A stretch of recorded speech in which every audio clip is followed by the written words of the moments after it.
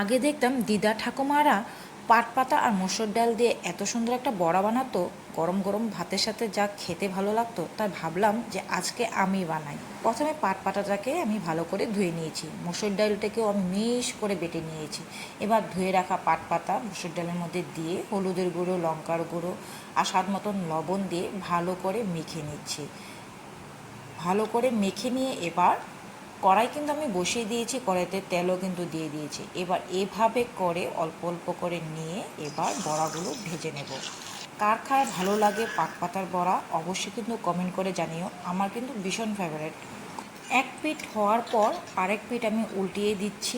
দেওয়ার পর আরও কিছু সময় আমি ভেজে নেব লো স্টিমে, নিয়ে এবার নামিয়ে নেব। হয়ে গেছে ভাজাটা, এবার নামিয়ে নিচ্ছি। এবার গরম গরম ভাতের সাথে খেয়ে। আর আমার ভিডিওটা ভালো লেগে থাকলে আমার চ্যানেলটাকে সাবস্ক্রাইব, লাইক, কমেন্ট, শেয়ার করে দিও আর পাশে থেকো।